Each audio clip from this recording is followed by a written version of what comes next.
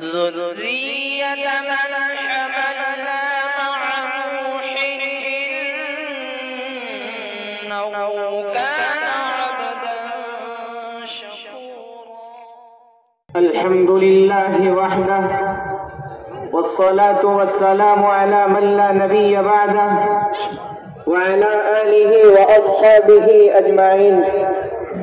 أما بعد، فقد قال الله تبارك وتعالى في كتابه الخالد: أعوذ بالله من الشيطان الرجيم، بسم الله الرحمن الرحيم.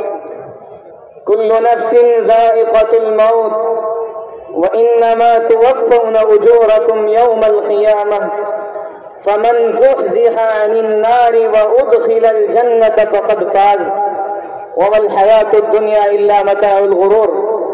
وقال النبي صلى الله عليه وسلم: إن الدنيا خلقت لكم وإنكم خلقتم للآخرة، أو كما قال رسول اللہ صلی اللہ علیہ وسلم.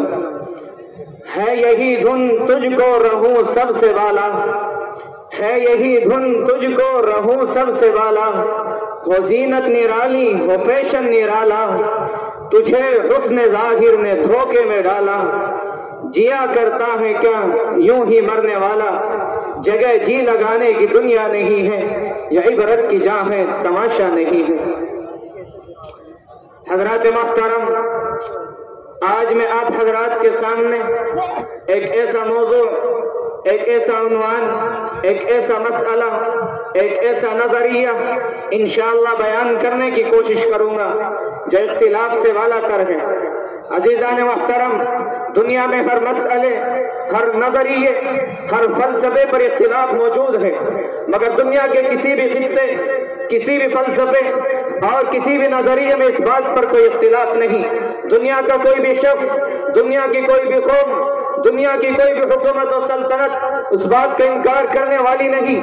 آپ کو دنیا میں ایسے لوگ بھی مل جائیں گے جو خدائے واحد کا انکار کرتے ہیں، آپ کو دنیا میں ایسے لوگ بھی مل جائیں گے جو انبیاء علیہم الصلاۃ والسلام کا انکار کرتے ہیں، آپ کو دنیا میں ایسے لوگ بھی مل جائیں گے جو کتب سماویہ کا انکار کرتے ہیں، آپ کو دنیا میں ایسے لوگ بھی مل جائیں گے جو قبر و حشر، جنت و دوزخ کا انکار کرتے ہیں.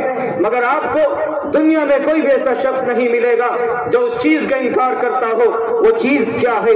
وہ ہے موت. آپ کو دنیا میں کوئی بھی ایسا شخص نہیں ملے گا جو موت کا انکار کرتا ہو.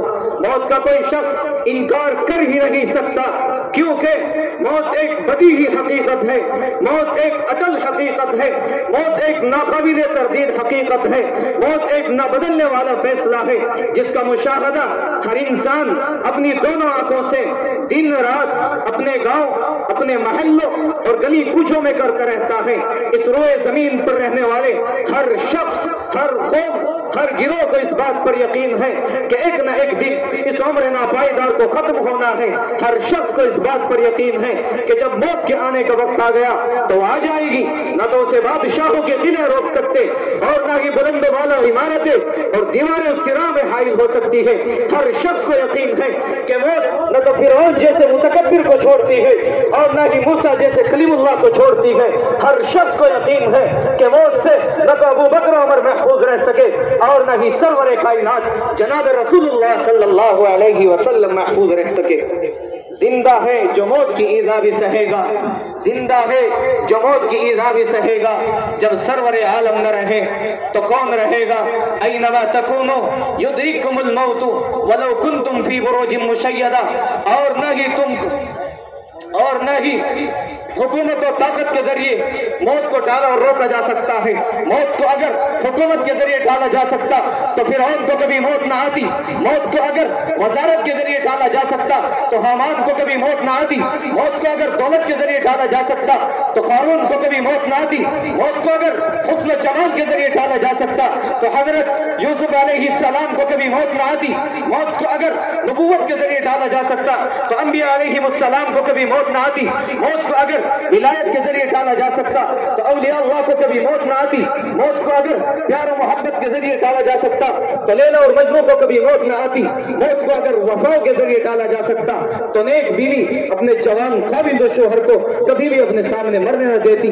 موت کو اگر वफाओं के जरिए टाला जा सकता तो कभी भी माँ अपनी गोद में अपने मासूम बच्चे को मरने न देती। मैं किल्लत वक्त को मद्देनजर रखते हुए यहीं पर अपनी बात खत्म करता हूँ। वमा तौफीक इल्ला बिल्लाह।